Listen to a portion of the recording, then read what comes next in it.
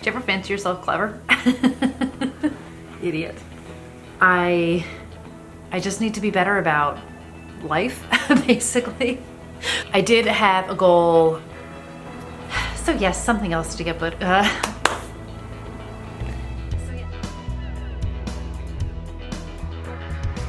Hi everyone, it's Audrey and welcome back to Chapter and Converse. Today's video is going to be my hindsight in 2020, revisiting my 2019 goals and looking ahead to next year. So I'm not gonna do like the reacting to my goals from last year because nobody needs to see that. And also they weren't all that complicated that we can't talk about them all sort of in one place. And a lot of my goals are going to be very similar from year to year. So I thought, why not do it in one big old extravaganza of a video? So I actually did film another video, which will probably go up after this one, kind of breaking down the statistics on everything that I read in 2019 and digging more into the numbers, because one, I feel like not everybody's interested in that kind of stuff, and two, this would have been an extraordinarily long video if I jammed it all into one. So keep an eye out for that when it happens. But all in, I am cheating a little bit in that I'm filming this a couple days before the end of 2019, and I'm reading a book right now, which I intend to finish, plan to finish, will finish by the end of 2019, which will put me at a nice rounded 100 books read. So at the time I'm filming this, I'm at 99 books, but I feel like we can still have a completely objective conversation about what I've read in 2019 and where it goes as far as all my goals being met and all that good stuff. So out of the gate, I had set a Goodreads challenge of reading 52 books in 2019. I wanted to kind of do a book a week, and I kind of have gone through waves in my life like most people have, where I have some years where I read a tremendous amount of books, and I have some years where I read maybe 1 to 2 books a month if I'm lucky. So I wanted to keep it manageable. I didn't like set it low so that I would blow it out of the water. I'm literally blown away by how many books I read this year. And part of that has to do with audiobooks, which we'll get to, but I did wind up reading 99 with a goal of 100, and then, or with the plan that I'm gonna finish 100. And sorry, I'm just looking, I should have done this already. I wound up getting to my 52 books in June of this year. So partway through the year, kind of got partway through my list. So super happy about that, super proud of myself, super excited about the books. In the interest of keeping all things being equal, I'm gonna set my Goodreads challenge for 52 books again for 2020. Part of that is because if you have followed me, you know that I did National Novel Writing Month in November. I started a new project and I am committing to finishing the project. So I did wind up writing, I'm probably at like 80,000 words now. I wrote a bit into December, but kind of also wanted to give myself a break. But sort of early in 2020, I am committing to finishing the book, first draft, zero draft, actually, if you will, and then going back in and editing, polishing, going through all of those draft phases. Writing is definitely going to be a priority for me. In the month of November, I read 4 books in total. It is by far the least amount of books I have read the entire year in a month, and it's because I was so hyper-focused on writing, sorry. And I honestly did nothing else basically in my life. If you have like some time to kill, I'll link my nano vlogs down below for you because they're long and ridiculous, but all I did was write. And I need to find a balance because that's not a sustainable way to live. But knowing that I want to focus so much on my writing, I also want to be sort of kind to myself with my reading, and also need to figure out a way to be able to do both because I desperately missed reading while I was so engrossed in the book, but at the same time, I'm so proud of what I have so far from a writing standpoint. So goal number 1, 52 books I would like to read in 2020. The second goal I had set for myself was to read outside of the thriller genre. And you guys know thrillers are everything to me. I love a mystery of all shapes and sizes, whether it is contemporary, classic, police procedural, amateur detective, locked room mystery, I started to read some more YA this year, so I read a couple YA thrillers. Anything involving any sort of mystery, suspense, thriller umbrella is how I sort of categorize what I read this year. And I read 54 sort of in that bucket. And then everything else I read other than that is either contemporary, straight up young adult with no thriller aspects to it, nonfiction, or I sort of put the other 7 books I read in sort of this sci-fi, fantasy, dystopian, horror umbrella. Love that word, umbrella. But I was very happy with myself for, I don't want to say forcing myself to read outside of thriller because it didn't feel like a force, but it was definitely a more conscious and deliberate choice with a lot of books that I picked up. There was a much more deliberate mode of reading outside of what I am like used to or what I would normally gravitate to, and being way more open to suggestions from you guys as watchers of my channel, of fellow booktubers that I love and respect and watch. I talked obsessively this year about how I started listening to podcasts originally, which I started to do to help with my writing craft, but then wound up just really going down all these different podcast rabbit holes and learning about new authors and sort of falling in love with authors I had never read before, just listening to them talk about their careers and their approach to writing and their tips and their advice and all of that good stuff, which is one way that I've also discovered a whole bunch of great authors and then became intrigued about their books and have learned very quickly that you don't just need to get writing advice from people who write in your genre. Just like any author will tell you that all writers read and you have to read outside your genre. So, duh. I did a lot of that because, hello, great stories are great stories. And I did an entire video about getting over my judgmental attitude about young adult books and some of the ridiculous stuff that I had said, sort of generalizing feelings on that with not a lot of a leg to stand on other than YA books that I had read when I was younger, and thinking stupidly that nothing has changed, but have really had my mind blown up by Frederick Bachman, by Taylor Jenkins Reid, by V.E. Schwab, by Suzanne Young, by just so many different authors, Jennifer Lynn Barnes, who have written great, smart, compelling, interesting stories, characters, dealing with difficult issues, dealing with universal issues, just so much across the board. And I sort of lumped like sort of my non-thrillery fiction into one category, but I know people would consider, some people say Evelyn Hugo is historical fiction, so I guess I read a little bit of that. But I really sort of was much more open-minded than I think I have been in a really long time, and as a whole have found that worked out for me tremendously. So I have a whole bunch of books that I want to read in 2020 that are not in the thriller genre. I want to continue with just exploring new authors, exploring new genres, staying open to things that appeal to me in some way or another, and not limiting where I am shopping in the bookstore, where I'm shopping online, where I'm shopping in my library to just one specific genre or one specific sort of group of authors that I'm familiar with. So did it this year, going to do it next year. Yes, a lot of my goals are going to stay the same, but there you go.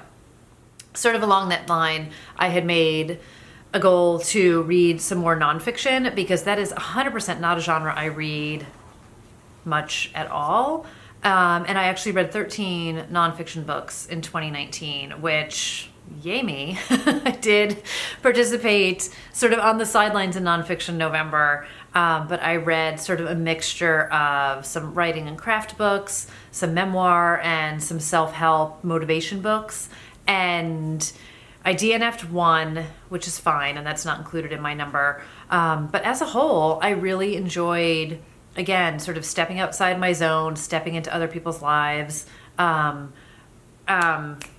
True crime, I Will Find You in the Dark. I always mess up the title of this book. I'm a horrid, horrid human being. This book totally Michelle McNamara blew me away. And I'll Be Gone in the Dark. I think I Will Find You in the Dark is a thriller book, but I'll Be Gone in the Dark about the Golden State Killer. Ugh, that book was so good. I did the audiobook of it. Highly recommend. I am not a true crime reader normally, and this book really kind of turned me on to things. So I'm someone who will kind of like watch some true crime documentaries, but this was such an incredible book. So I stayed very open-minded to things. I will say most of this is thanks to Hoopla and Libby, which I think for some people is Overdrive, which I get through my library, and having these books be accessible to me and being able to try them out and give them a go was definitely huge. So definitely want to stay with reading some nonfiction, incorporating that both from a writing craft book, which I probably have like 30 of, and then also to memoirs and self-help and some true crime and all of that good stuff, because I found that so many of these just really resonated this year and were completely enjoyable reading experiences. So again, more nonfiction in 2020. Let's do this. So to stay on the library path, another goal I had set for myself was to be more conscious of what I was buying and theoretically limit the number of books that I was bringing into my house, and to leverage my library more. And I did leverage my library a ton. I would say at the beginning of the year, I was going to the library more and getting physical books, but as time went on, I found that I was doing much more of the ebooks and then audiobooks, which is something I barely kind of dipped a toe in the past.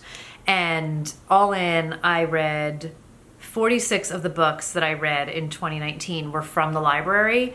And of those 46, 32 of them were audiobooks.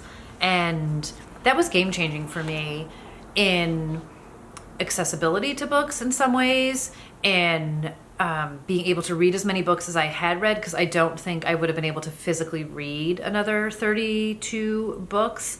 And then from an experience standpoint, Daisy Jones and the Six, which I am beating a dead horse because everyone talks about how amazing that audiobook is. Standard. I mean, just a fully fleshed out cast of characters. This book is a fictitious 70s rock band who is being interviewed. There are 70s rock band being interviewed in the present tense in a sort of a Rolling Stones style, behind the music style kind of documentary. So the entire book is told in interview format. This book was made for an audiobook. Like, it just so incredibly well done. I loved it so much. This was sort of a polarizing book. I feel like people either loved it or hated it. I loved it. I followed some of it along with the physical book. I do intend to go back and read the physical book, but I'm so glad I did the audiobook. Just incredible. Just absolutely incredible audiobook. Female of the Species by Mindy McGinnis was another great audiobook. 3 points of view, 3 different people reading it. Dear Wife by Kimberly Bell, 3 different points of view, 3 different people reading it. Just loved it. Julia Whalen, who is a narrator for so many different books. She does Emily Giffen's books. I want to say she did The Wife Between Us by Greer Hendricks and Sarah Pekkanen. I mean, I really feel like you lock yourself into a great audiobook narrator, or find an audiobook that is really done, you know, kind of like an old style radio show, and it's so good, and it's such a different reading experience. And one of the things I did learn is that not all books for me can be done on audio, and if it was an intricate thriller, I really need to read the book.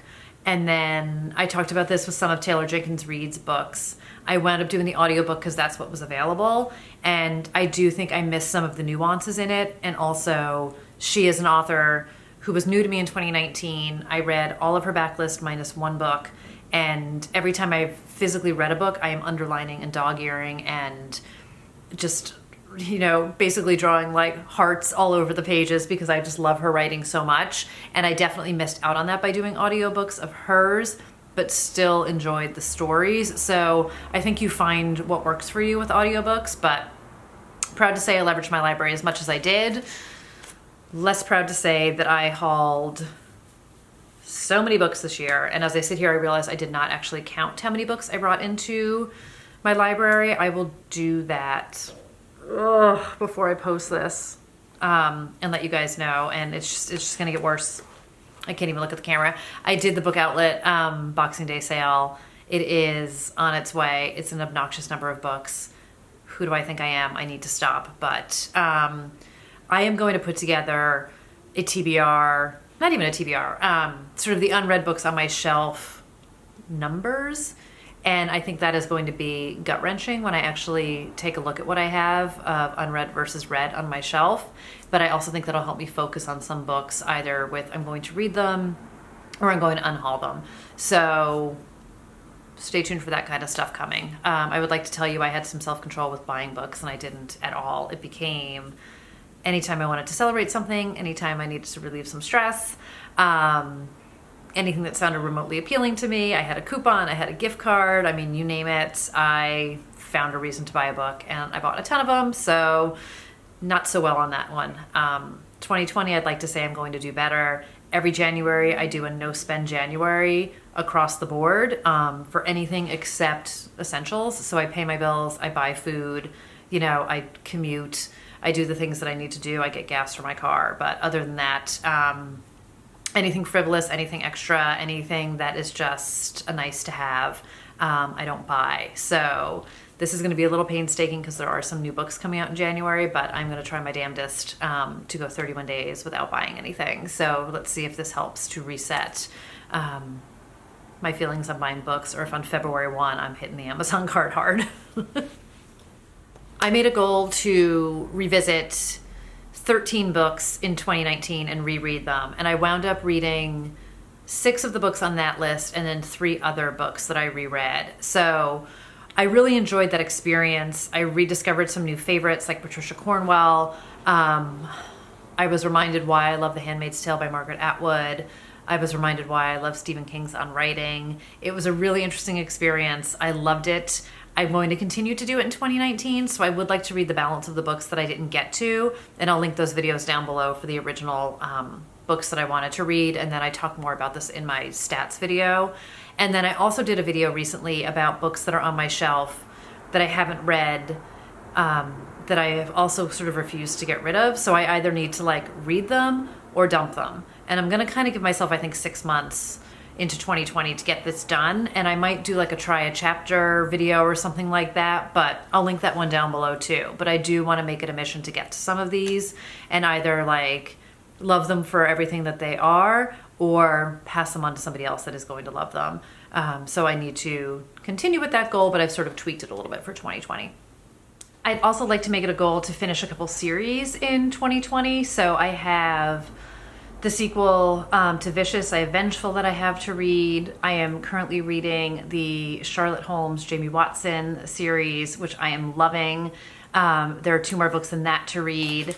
The 3rd book in the Truly Devious trilogy is coming out, which I'd like to read. So I definitely want to stick with some series. I'd like to read at least 1 more Patricia Cornwell, hopefully more than that in Kay Scarpetta series. So I have a lot of books that I would like to continue with, and not just do the standalones, especially if I've already read the first book or 2 in the series in 2019. So I want to sort of keep that riding high in 2020. And then goals again for 2019 that are going to carry into 2020, focusing on Booktube. This was my first full year on Booktube. I started in December 2019. And it's been incredible. I have learned a ton about myself. I have learned a ton about this, about how to film, how to edit, all sort of the logistical things that go with it. And I have at times been so good and so ahead of my game and like on the ball and all of that great stuff. And at other times I have struggled tremendously with finding my footing and staying consistent and being prepared and developing good content and delivering good content. So I really want to focus on kind of upping the ante next year. Some of it is just a personal drive to want to do better and to sort of learn some more things behind the scenes, get myself better organized, not just do sort of these, what I feel are standard videos that I do a lot of, like book hauls and monthly rewinds, but to really come up with some new content that I can deliver and to also be much more structured and methodical about it. And I was really good with that, like I said, at certain points in 2019, and other times I just the wheels fell off the bus. And that's going to happen, but I want to do my best to stay consistent for you guys. I am so grateful for anyone who is watching these videos, who is engaging with me. I can be crap at responding to comments. I get super sort of lost in my own world at times, and I'm sorry that I'm delayed in all of those things, and I need to do better. So I need to schedule time for you guys and be much more thoughtful about it. So that's definitely something that I want to work on.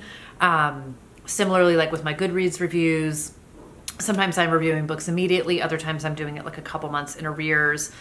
National Novel Writing Month definitely threw me sideways and kind of like spun everything. Things I need to get better at. My battery's gonna die. Hold on. So yes, something else to get better at is make sure your batteries are always charged and that your memory cards have memory on them. But I do want to get better at Booktube for my own sanity, for my own fun.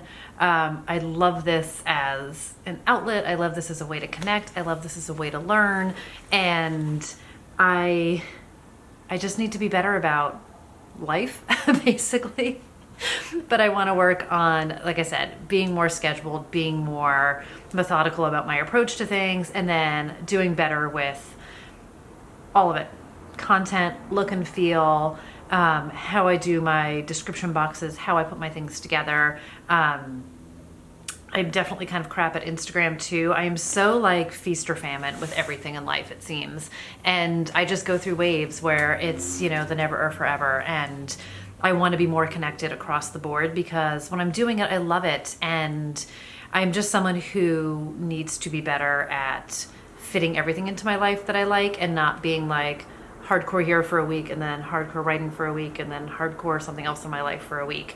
And just figuring out how it all fits together. So again, if you guys have been following me, you know I started a new job at the end of the summer. It definitely kind of threw me a little bit sideways, trying to figure out how to keep everything going and integrate everything into my life. And then November was just a blur of writing words. And then here we are kind of at another year end. But I'm going to do better next year. That is my goal. That is my commitment to you guys with sort of everything Booktube-ish that I want to do. But I would like to, it's not about subscriber growth, but I want to continue to grow as a booktuber in, like I said, my content and what I'm putting out there and what I'm delivering to you guys, and to be proud of what it is that I'm doing. And I have mentioned this before, I could get, so scattered at times. I have filmed videos that have never gone up because I forgot they were there. And anyone who films videos for Booktube does this. You power film a bunch of videos in a day if you're having a good day. And sometimes you are wearing the same outfit, sometimes you're switching things up, but I have like mistaken video clips on my iMovie for things that I've already used, and I have completely wasted time and not even put up videos that I have made. So one in particular, I have a tag video from 100 years ago that I was lucky enough to be tagged in, and I never put up my tag. So I think I'm going to just do it late. I think I'm going to redo it now because it's from like 6 or 7 months ago. But I just need to be better about all of it. And really, I think, be more organized about all of it. I am a pantser and a fly by the seat of my pants when it comes to writing, and that is not a way to live and survive in Booktube without driving yourself completely bonkers. So all in. I want to do more. I want to do better. I want to be more connected, and then spread the wealth. And I would love to up the game in my Goodreads reviews and be more detailed in those, and not in always a spoilery way, but also to put some of that stuff out there because I'm also super grateful to be connected with so many of you guys there. So consider me trying to be a better person in 2020 when it comes to all of this great stuff. So that does it for all things reading. I have decided I'm going to do a separate goals video for some writing. It's not going to be huge, but for anyone who's like sort of interested in the writing only content, part of it is to hold myself accountable and to sort of talk through a couple of things. So look out for that. God knows when it's going to come out because I'm not organized enough to be scheduled as I'm filming this, but it's going to come out at some point. So that does it though. Again, 2019 was a great year on a reading front. So much exciting things, so much exciting things. So many exciting books that I read, authors, all of it. All of it. So look out for my favorite books of the year. I think I'm gonna kind of do a combination of like disappointing books, either in that it was a book I didn't like, or a book that I had like certain expectations for that didn't meet the mark, that I was bummed out about. So stay tuned for all of that kind of good stuff too. There's going to be a whole bunch of videos trickling out in the beginning of January, because this is a time where there's like so much content happening. But I will see you guys in those videos, and thank you again for watching this one, for sticking with me, whether you were here at the beginning, whether you just found me through this video, or in the last couple of weeks, or any place in between. I am so grateful to have a community and to have met so many people through this, and to be able to share everything that I love with all of you guys, and to hear about everything that you love, books, authors, all of that good stuff. So again, I hope you guys are having a great holiday season. Depending on when you're seeing this, I might actually put this out on New Year's Day. So happy 2020, everyone. Happy New Year. And I hope to see you guys back here really soon, because I'll be here. So hopefully you will be too. That's so cheesy. But I'll see you guys soon. Thanks for watching. Bye.